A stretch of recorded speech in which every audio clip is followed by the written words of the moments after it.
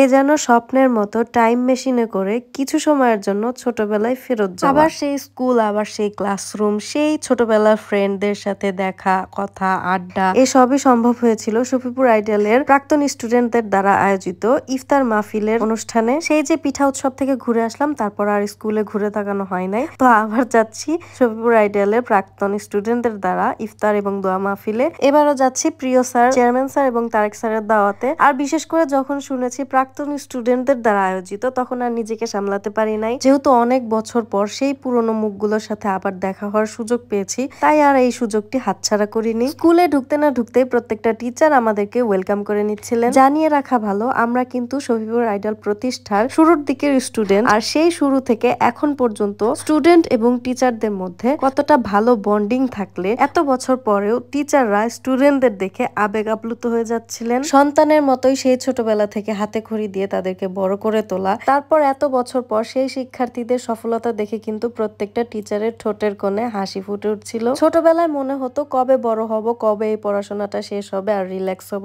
আর এখন বড় হওয়ার পর বারবার শুধু এই আফসোসটাই হচ্ছে যে কেন সেই ছোটবেলাটা এত দ্রুত শেষ হয়ে গেল। না হয় খেতামই দুটা মার, ধমক, স্যারদের বকা, বাট তবুও আনন্দটাও কিন্তু কম ছিল না, যেটা কিনা এখন প্রচন্ড পরিমাণে মিস করছি। যাই হোক, যেহেতু দোয়া এবং ইফতার মাহফিল, তাই প্রতিষ্ঠানের ধর্ম টিচার কোরআন তেলাওয়াতের মাধ্যমে মাহফিলের আয়োজন শুরু করে দিলেন। তারপর একে একে শিক্ষক বৃন্দরা এবং সেই সাথে কৃতি শিক্ষার্থীরা কিছু বক্তব্য উপস্থাপন করলেন। এই কৃতি শিক্ষার্থীদের সাফল্যের পিছনে কিন্তু এই শফিপুর আইডিয়াল পাবলিক স্কুলেরই সব থেকে বড় অবদান রয়েছে। যতক্ষণ স্কুলে ছিলাম প্রত্যেকটা মুহূর্তকে অনেক মূল্যবান গোল্ডেন মোমেন্ট মনে হচ্ছিল, যেন মনে হচ্ছিল এই সময়টা অনেক আগে ফেলে এসেছিলাম, আবার যেহেতু ফিরে পেয়েছি তাকে যথাযথভাবে উপভোগ করাটাই বেটার। তারেক স্যারের একটা কথা খুবই ভালো লেগেছে, তিনি বলেছেন আমরা তার সন্তানের সমতুল্য।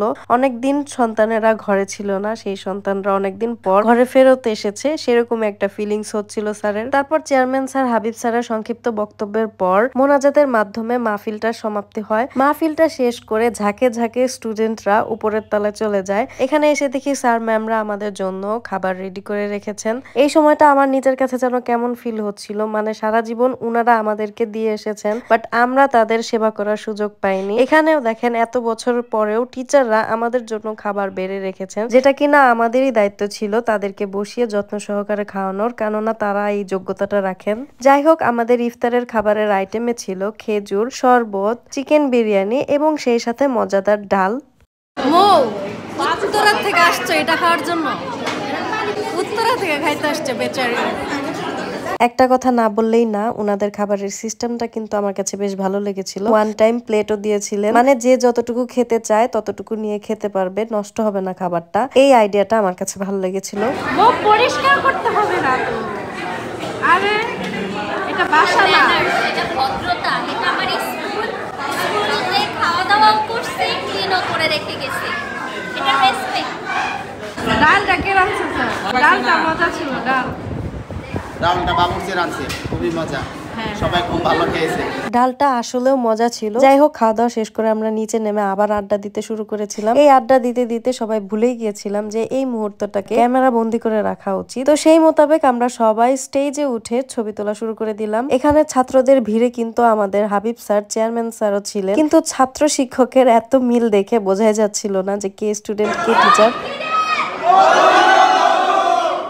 যাই হোক, স্মৃতির পাতায় আরো একটা ভালো দিন যোগ হয়ে গেল। এখন আমরা চেয়ারম্যান স্যারের কিছু কথা শুনবো।